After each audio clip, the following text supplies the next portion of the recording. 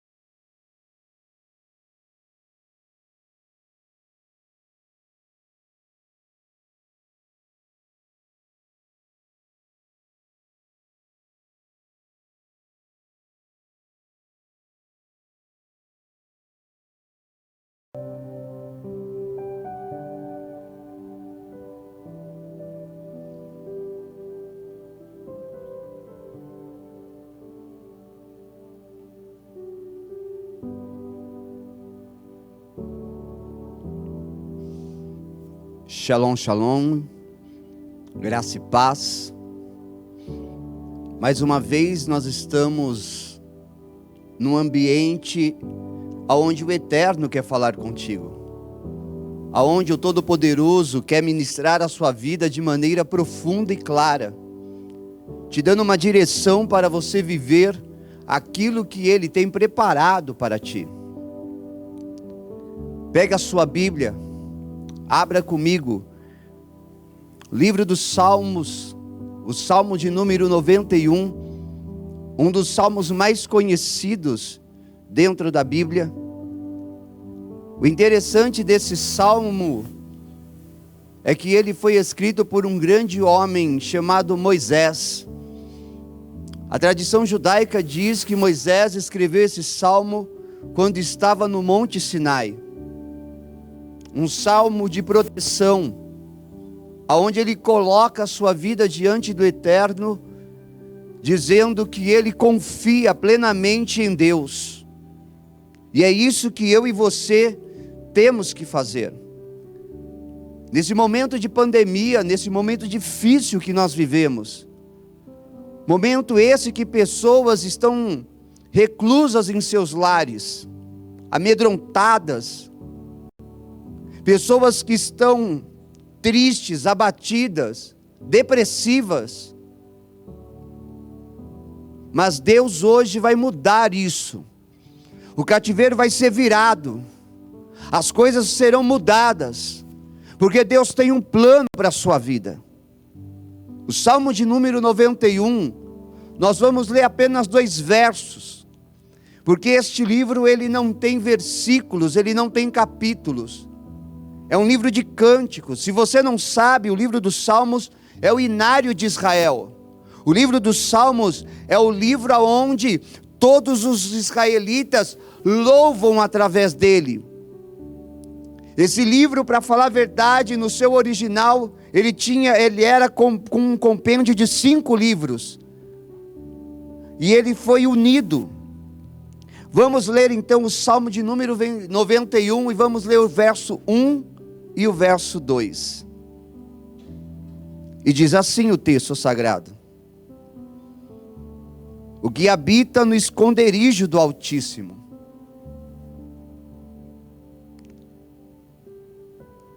e descansa à sombra do Onipotente,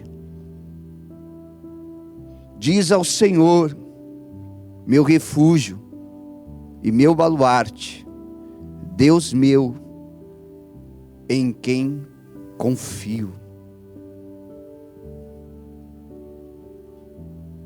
4 palavras vêm à minha mente quando eu leio o livro dos Salmos, principalmente o Salmo de número 91, e eu quero que você grave essas palavras, porque você vai entender o que Deus vai falar contigo no final.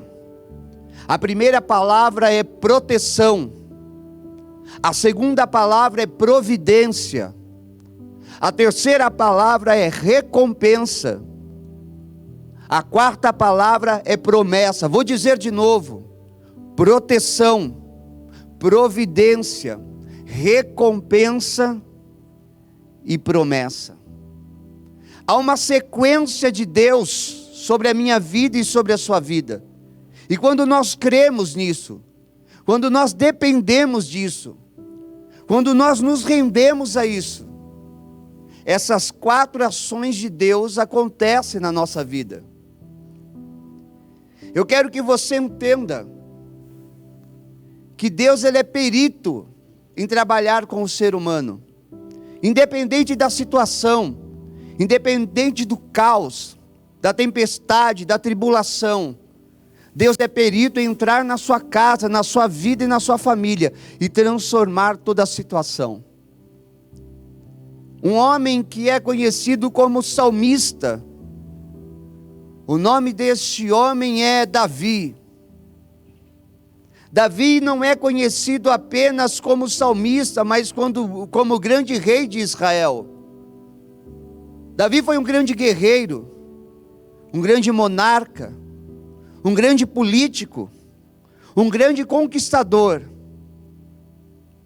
mas principalmente, ele foi um grande adorador. Independente da situação que ele vivia, o tempo que ele estava, as coisas como estavam sobre a casa dele, sobre a vida dele, ele ainda adorava a Deus. Eu quero te fazer entender algo sobre a vida desse homem, que talvez você não saiba. A vida de Davi nunca foi fácil. Desde o início, desde a sua infância, Davi passou por situações difíceis, aonde ele precisou se refugiar em Deus. Eu não sei como que está a sua casa, eu não sei como que está a sua vida, mas eu quero dizer uma coisa para você: o melhor lugar para você se esconder é em Deus. Davi se tornou perito, ele treinou isso dia a dia. A todo momento Davi ele corria. Todos os dias Davi corria para a presença de Deus. Ele precisava estar no esconderijo do Altíssimo. Ele precisava estar à sombra do Onipotente, para que a alma dele descansasse, para que as perturbações da vida não tomassem ele. Davi então agora, ele se coloca à mercê de Deus. Quando, pastor? desde a sua infância. Alguns estudiosos dizem que Davi, ele era um bastardo. Alguns estudiosos dizem que Jessé teve uma relação extraconjugal com uma mulher que não era judia. E então nasce Davi. Para você ter ideia, segundo a tradição da época, era determinado que se tivesse uma relação extraconjugal, essa pessoa deveria ser apedrejada. Mas no dia, Jessé teve o perdão. E agora Jessé, ele precisa passar por um processo. O pai de Davi, antes de Davi nascer, ele vai receber 39 chibatadas. E a maior preocupação dele não era as chibatadas, mas era o que aconteceria posteriormente. Porque se dizia na época que se nascesse uma filha, a filha deveria ficar com a mulher. Mas se nascesse um filho, deveria se ficar com o homem. Pastor, isso está correto? Sim. Basta você pegar o livro de Juízes, tem um homem chamado Jefté. E se diz de Jefté, e Jefté era filho de uma prostituta. Quando Jefté nasce, quando Jefté vem à tona, quando Jefté vem ao mundo, agora a mulher não vai ficar com ele, quem fica é o pai. Então, quando nós olhamos para a vida de Davi, ele não pediu para vir ao mundo, ele não pediu para nascer nessa família de Jessé, mas Deus determinou que ele viesse ao mundo nessa família. Deixa eu te dizer uma coisa, você não tem culpa da família que você nasceu, mas isso foi propósito de Deus, para você ver como Deus vai agir poderosamente na sua história. Preste atenção nisso, Deus tem um plano para a sua vida, Deus tem algo poderoso a fazer ainda contigo nessa terra. Pastor, mas o momento é de medo. O momento não é de medo, o momento é de segurança em Deus.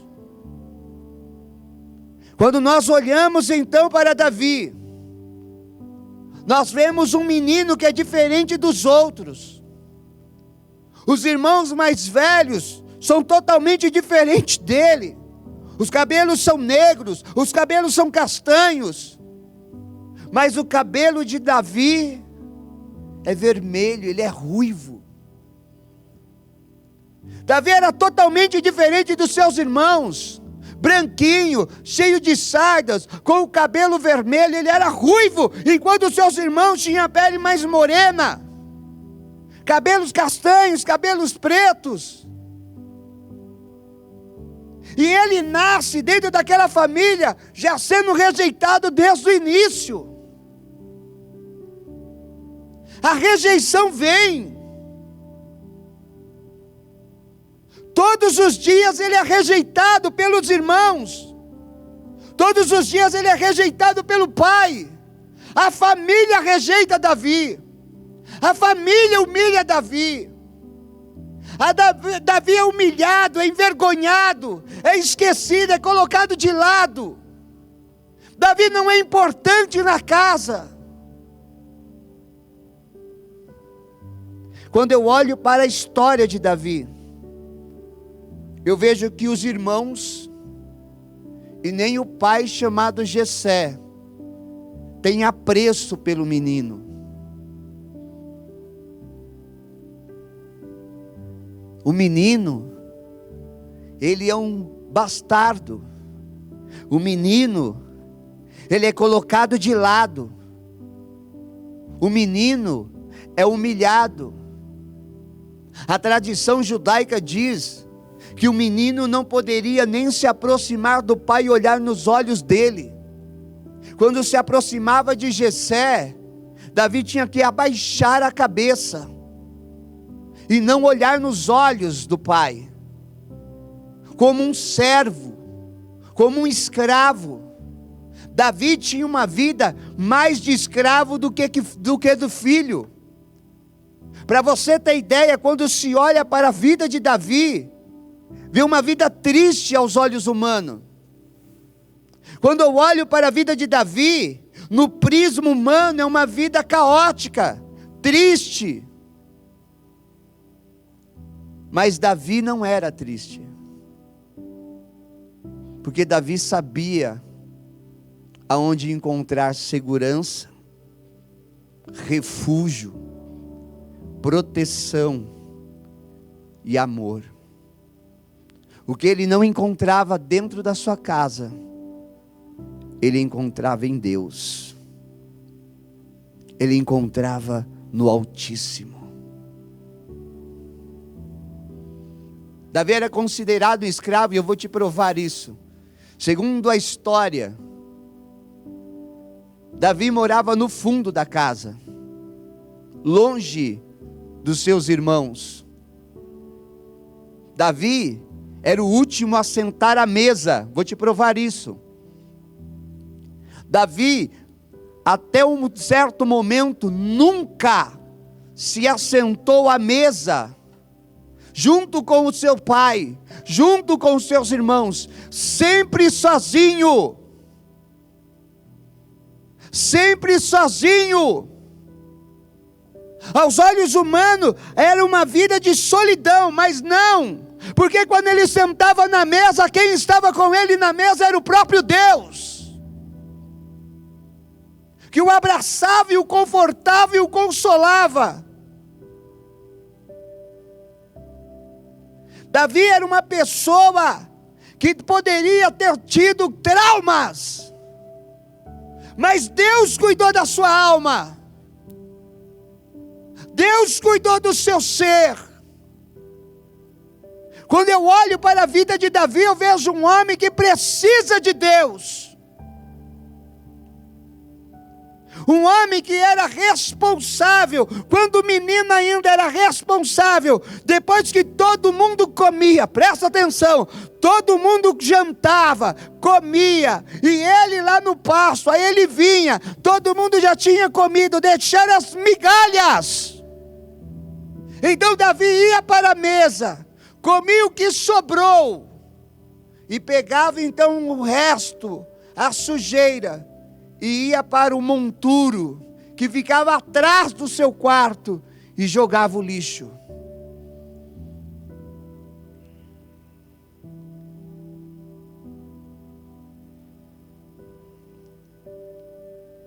O primeiro livro do profeta Samuel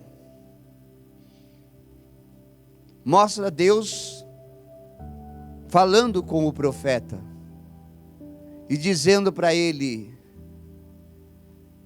você ainda tem dó de Saul até quando? Eu já tenho um outro escolhido, e você vai até ele. Livro do Salmo, vamos para o primeiro livro do profeta Samuel, capítulo de número 16.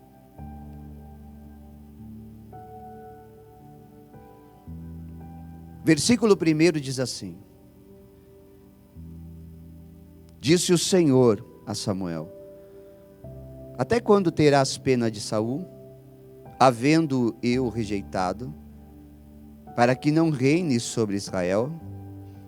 Enche um chifre de azeite, e vem, enviar-te-ei a Jessé o belemita, porque dentre os seus filhos me provide um rei. Preste atenção.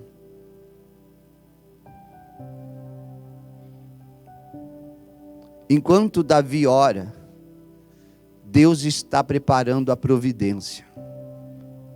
Enquanto Davi ora, enquanto Davi busca o alto refúgio, enquanto ele busca o esconderijo do Altíssimo, enquanto ele entra na sombra do Onipotente, para a sua alma descansar, lá do outro lado, Deus prepara um profeta para mudar a sua história. Davi está no campo, não sabe o que Deus está fazendo, mas ele crê que o Eterno está fazendo algo sobre a sua vida. Não é para você ficar murmurando, reclamando, amedrontado, se escondendo, chorando pelos cantos. Não. O que você precisa fazer é buscar a sombra do Onipotente. O que você precisa é se refugiar no Altíssimo. O que você precisa é correr para Deus. O ambiente da tristeza não é para você. O ambiente da glória está preparado para você. O ambiente do refrigério, do poder, da força, da ação de Deus está preparada para você. Davi todos os dias passava por humilhação, mas quando ele pegava as ovelhas do seu pai, com o maior cuidado, ele levava para o pasto e cuidava delas como a sua própria vida. Lá no pasto, ele conseguia encontrar Deus. Se você não sabe, na época de Davi, quem deveria cuidar das ovelhas nunca seria filho. O filho não tinha essa função. Quem tinha a função de cuidar dos animais era o escravo. Davi tem tanto valor na casa de Jessé, Davi tem tanto valor no meio da sua família, que dão para ele o serviço de escravo. É assim que ele é visto. É assim que ele é assim visto pelo pai, pelos irmãos. É assim que ele é tratado. Mas o tratamento do homem não é o mesmo tratamento de Deus. Enquanto o pai tratava ele como escravo, Deus tratava ele como ungido. Aleluia. Como é maravilhoso ver o trabalhar de Deus sobre a vida de Davi. Davi está ali, no campo, tocando a sua harpa, ainda que a sua alma está gritando, ainda que a sua alma está sofrendo, ainda que a sua alma está agoniada, ainda que a depressão bate à sua porta, ainda que a tristeza vem querer abraçá-lo, Davi pega e começa a dedilhar a harpa. E quando ele dedilha, a presença do Deus Todo-Poderoso vem sobre ele, e todas essas coisas se afastam. Deus tem um cuidado com Davi. Deus tem um cuidado com o menino, porque o menino sabe aonde ele acha a providência de Deus.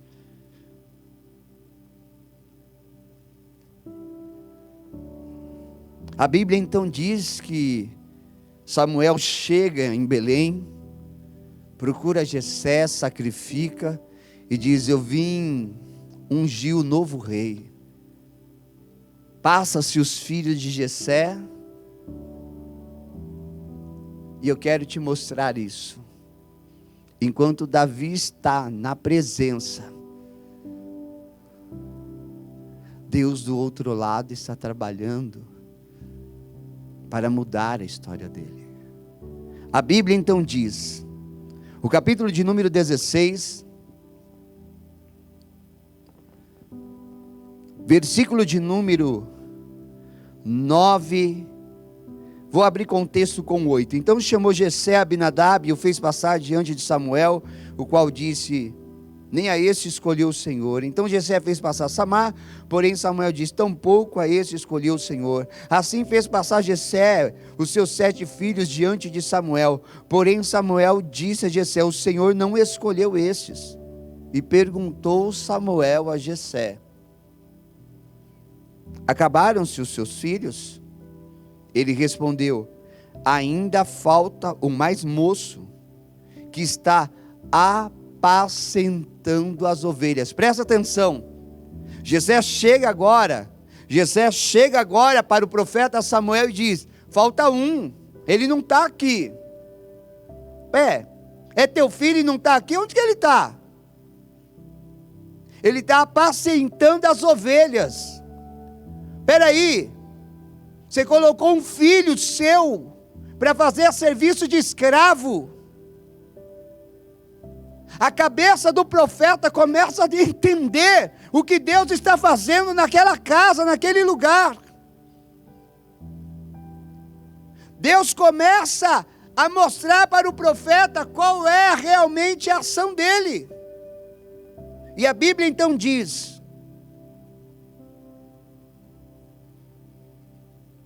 perguntou Samuel a Jessé: acabaram-se os teus filhos? Ele respondeu: ainda falta o mais moço, que está apacentando as ovelhas. Disse, pois, Samuel a Jessé: manda chamá-lo. Presta atenção, nunca alguém foi chamar Davi no pasto. Davi era esquecido, excluído, mas agora ele é o mais importante da situação. Agora ele se torna o mais importante da casa. Olha o que Deus está fazendo. Aquele que era excluído, humilhado, agora ele vai ser o que é mais visto. Chama ele, pois não nos assentaremos à mesa sem que ele venha. Está todo mundo em pé, olhando para a mesa. Tem um cordeiro no meio da mesa, preparado para o profeta. E agora, ninguém se assenta ao redor da mesa, enquanto Davi não vem. O excluído se torna o mais importante. Não vai acontecer nada neste ambiente, enquanto Davi não chegar. Imagine a cabeça de Jessé. Imagine a cabeça dos irmãos. E todo mundo deve estar dizendo, dentro do seu ser: é impossível ser ele. É incabível ser ele. Mas há um Deus que muda histórias. Há um Deus que entra com providência. Aonde o homem não faz, o Eterno faz. Aí eu olho para a Bíblia e diz, versículo 12: então mandou chamá-lo e fê-lo entrar. Era ele ruivo, de belos olhos e boa aparência. Dizem que Davi era lindo. E disse o Senhor: levanta-te e unge-o, pois este é ele.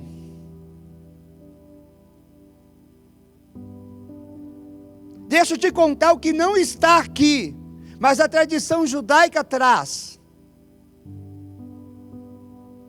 Ele vai ungir Davi. E quando ele unge Davi como o próximo rei de Israel. Presta atenção, a unção que é dada para Davi é uma unção de força.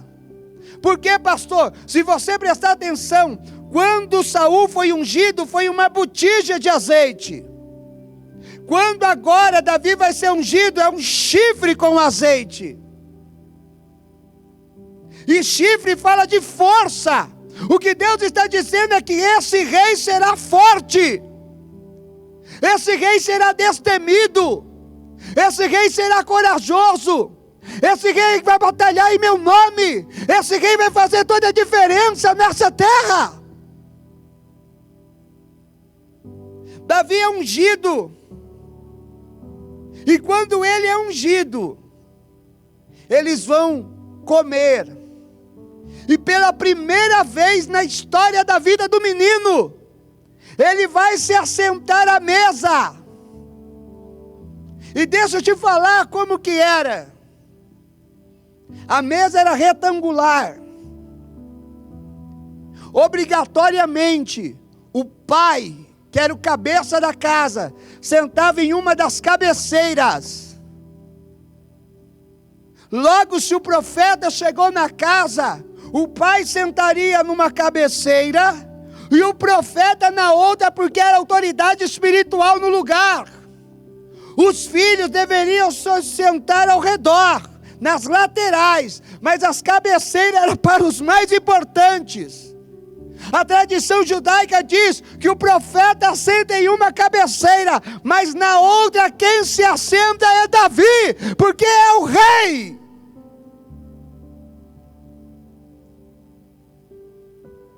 Eu fico imaginando Jessé na lateral, olhando para Davi, olhando para o profeta e dizendo: o que está acontecendo nessa casa? O que está acontecendo é o Deus de providência, que faz o que o homem nunca poderá fazer. Davi se assenta na cabeceira da mesa, e agora ele vai comer com toda a família.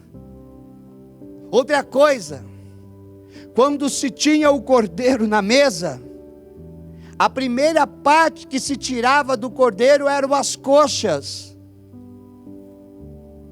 porque é a parte mais suculenta, e é assim dado para as pessoas mais importantes. Davi nunca, nem os seus irmãos comeram a coxa, apenas Jessé e sua esposa, mas nesse dia não. Nesse dia quem vai comer o melhor é o profeta e Davi. Preste atenção, Deus vai mudar a tua história. Eu não sei o que você está passando, eu não sei como você está, eu não sei se você está num leito, eu não sei se você está amedrontado, eu não sei se você está escondido, eu não sei se você foi humilhado, eu não sei se você foi excluído, mas Deus vai mudar a tua história, porque Ele é Deus de providência. Não tenha medo, não se desespere, tudo é um processo, e o processo passa. E quando esse processo passa, vem então a promessa. Deus olha para este momento e fica feliz. Então, quando nós olhamos e vemos a providência de Deus, nós vemos como Deus Ele é fiel. Passa o tempo, o que não sentava à mesa agora senta. O excluído, o humilhado, o envergonhado no decorrer da história vai ser admirado. Primeiro livro do profeta Samuel, capítulo de número 22. Davi já é um guerreiro.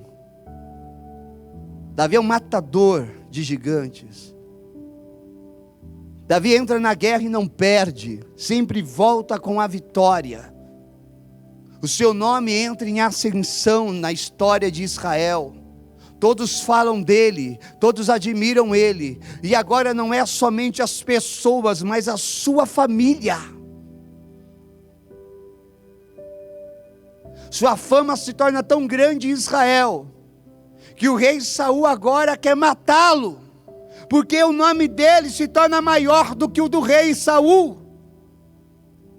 Ele ainda é assim, um guerreiro, sendo preparado para reinar, mas a unção já está sobre ele. Então a Bíblia diz que o excluído, aquele que era humilhado, aquele que era deixado de canto, aquele que não tinha valor, a Bíblia diz, capítulo 22, versículo 1, Davi retirou-se dali e se refugiou na caverna de Adulão. Quando ouviram isso, seus irmãos e toda a casa de seu pai desceram ali para ter com ele. Agora Davi é admirado pela família. Agora Davi é admirado pelo pai, pelos irmãos, por toda a parentela.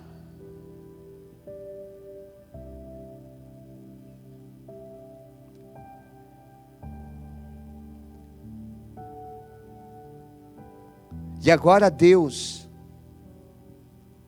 exalta Davi. O Salmo 113, verso 7 diz: não é à toa que o salmista escreveu isso. Vou encerrar.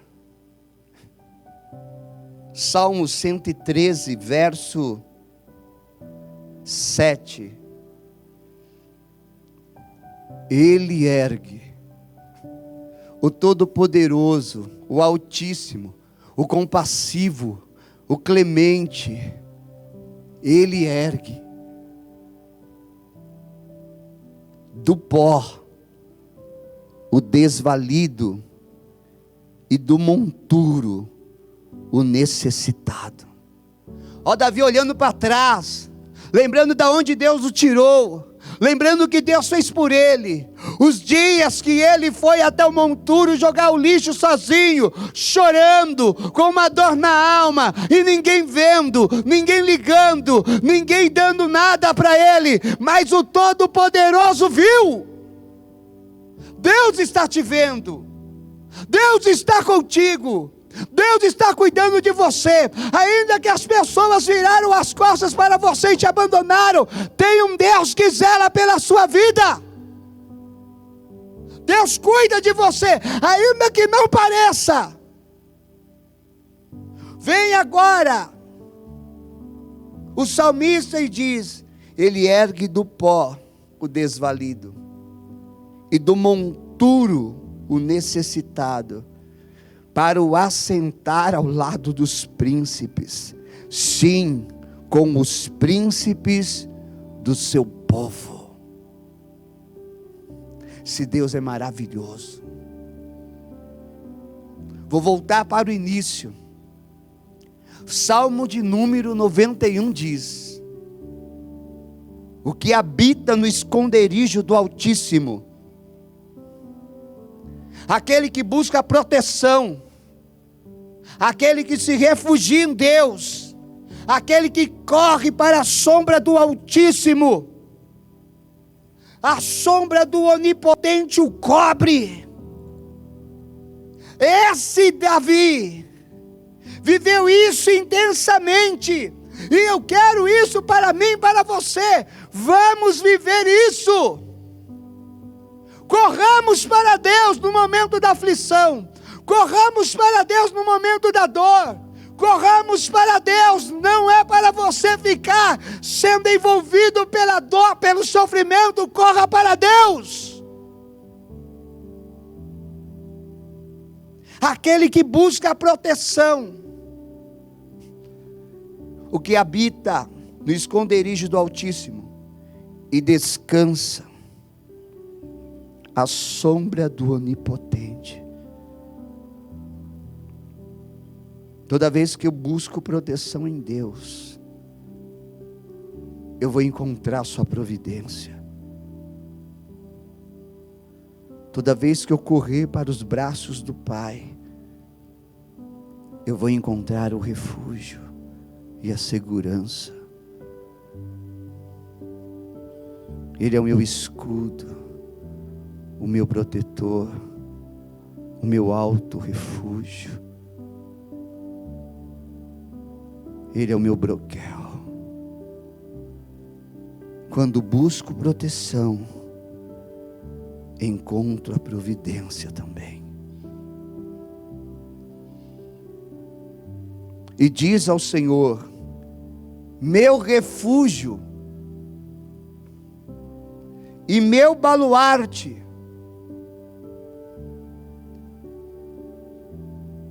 em quem, Deus meu, em quem confio. Toda vez que eu e você corremos para Deus, habitar significa viver na presença, sempre estar na presença. Davi todos os dias estava na presença. Ele buscou a proteção. Deus trouxe a providência e o recompensou com a promessa que estava estabelecida sobre a vida dele e dele reinar. Ainda que homens não acreditavam, ainda que seria impossível a mente humana conceber isso, mas Deus pega as coisas loucas deste mundo para confundir as sábias.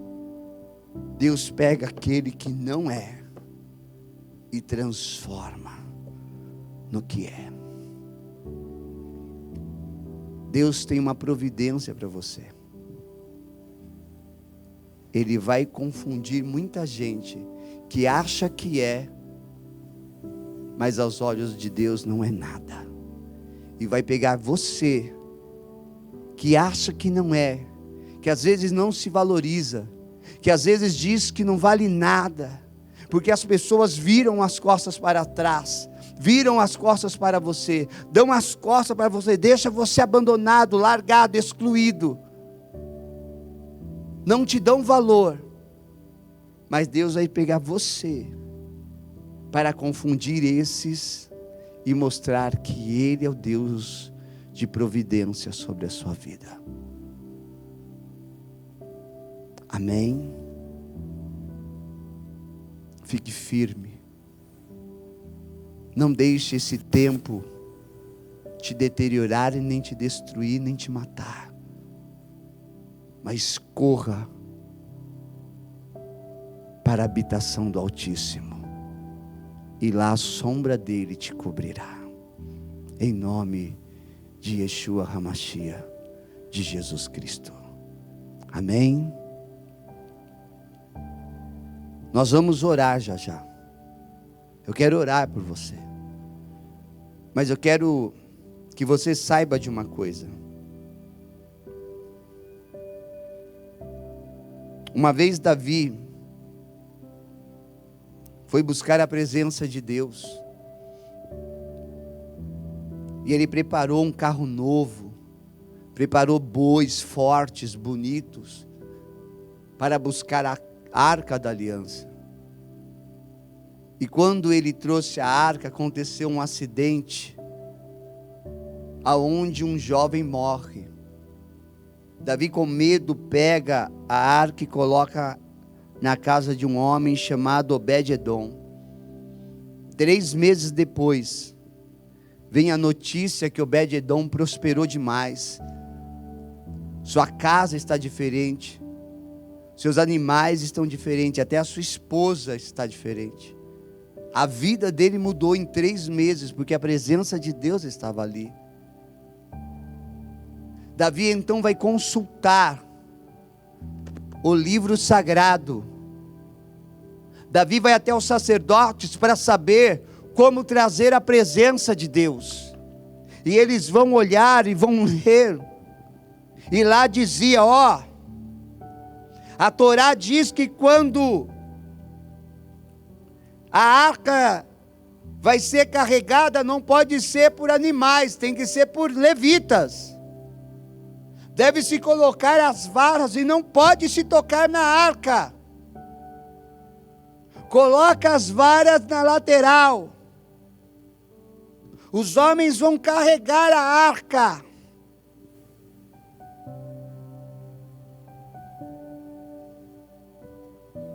Davi então pega levitas volta para a casa de Obed-edom, pega sacerdotes, os músicos estão felizes, a presença de Deus vai voltar. E Davi agora tem uma longa jornada de volta para Jerusalém. Só que ele não tem pressa, porque ele está na presença de Deus. Quando ele tira a arca da casa de Obed-edom, ele tem um pacto com Deus, de adorar a Deus, celebrar a Deus, adorar a Deus, engrandecer a Deus, celebrar a Deus, glorificar a Deus. E como ele vai fazer isso? A cada 6 passos,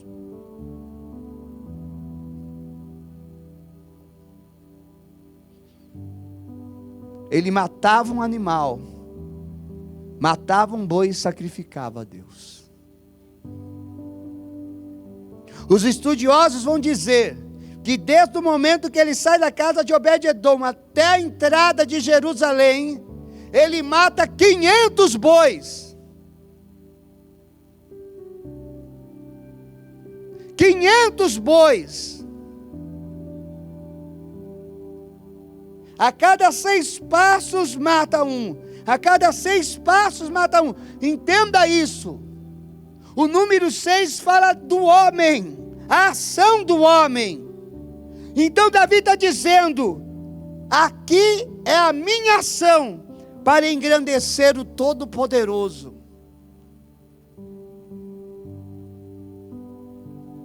Quando eu tenho intimidade com Deus, oferta, dízimo, primícia, se torna algo comum, que jorra do meu coração. É algo que se torna normal fazer, porque é como o apóstolo Paulo escreveu: quando você der alguma coisa, dê com alegria, segundo o que propôs o seu coração. Você não tem que dar porque alguém está te obrigando. Você não tem que dar com tristeza. Você tem que dar com alegria. Este é o momento de você abrir o seu coração e falar para Deus: Deus, eu te adoro. Eu não adoro o Senhor só com boca. Eu não adoro o Senhor só aplaudindo. Eu adoro o Senhor também com aquilo que o Senhor tem me dado. Porque o Senhor é o mais importante para mim. Eu te amo. A minha ação é te adorar. A minha ação é celebrar-te. A minha ação é glorificar-te. E isso me dá prazer. Isso me dá alegria. Isso me traz felicidade. Então, quando nós ofertamos, o nosso coração tem que estar alegre, feliz, jubiloso diante do Altíssimo. Vai aparecer o QR Code e as nossas contas. Faça, mas faça com alegria, porque a providência sobre a sua vida não vai ser do homem, vai ser de Deus. O que eu semeio, eu colho.